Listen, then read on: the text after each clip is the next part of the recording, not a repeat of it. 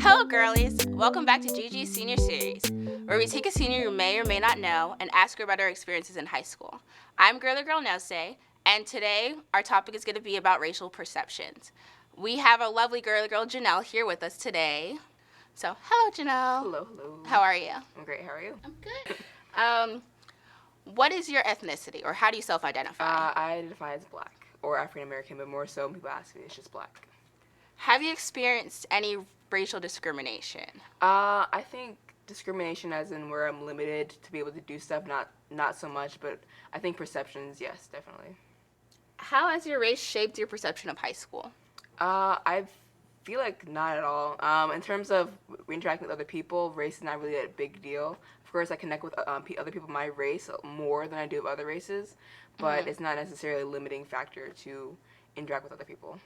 Do you think that case is just yours in particular, or do you think it's something that we don't see as often nowadays?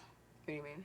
Like you were saying that it's something you don't face, but do you think other people face it? Yes. Probably, and people that are less informed. At this school, it's a lot more informed. People are a lot more open, but at other schools, definitely, I'm sure that's happening. Mm-hmm. Yeah. What are some stereotypes associated with being of that race?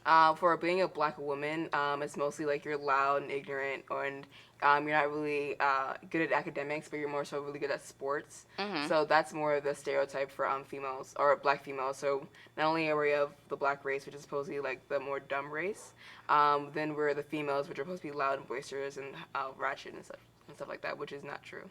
Yeah, I always felt like we weren't allowed to have a voice, right? If that makes sense.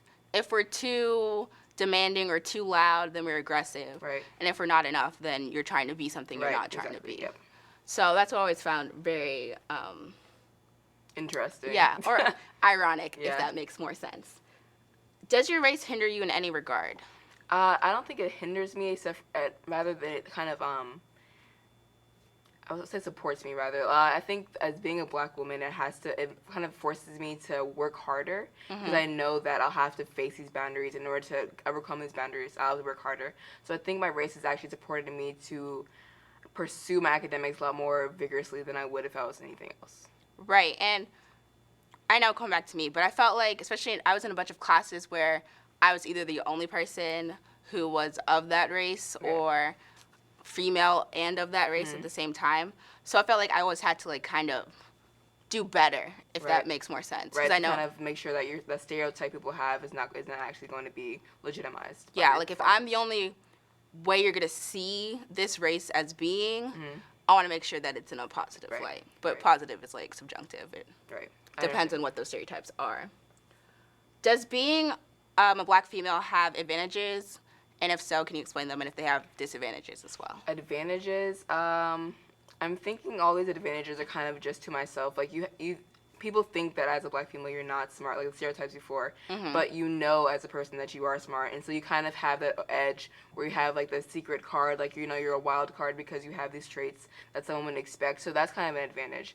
Disadvantage is because people feel that you are those things, that you are not smart, that you are that you're loud and boisterous, that I feel that's a disadvantage because people are going to overlook you and not going to be able to see you for what you're doing. So I think that's definitely a disadvantage. Sometimes they see you as that stereotype first. Right, exactly. Because it's apparent on my skin who I am already. You already have maybe off the bat what you think I already am. And it's kind of a natural thing to do, to kind of just you perceive somebody and you kind of have their traits down, but it's not correct at all. Do you think that's like societally pushed or like more culturally pushed? I think that's probably societal pushed. Culturally, in terms of race, I can't really say besides my own race. Then yeah, you kind of have those. If you see someone else black, then you think of these certain traits of their blackness. But in terms of other races, other cultures, I'm not quite sure how they would perceive black women or black people in general. I always found it kind of funny, especially on social media and things like that, where there's this push for more black culture and like more like hip hop music and things like that, the body figure.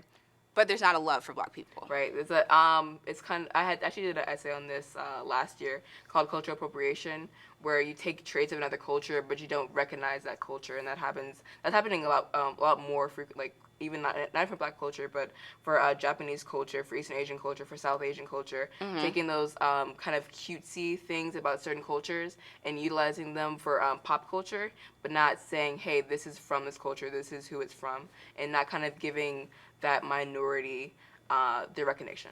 Yeah, you're not understanding where it comes from. Exactly. You just think it looks pretty, or that's something that's cool and popular, if that makes sense.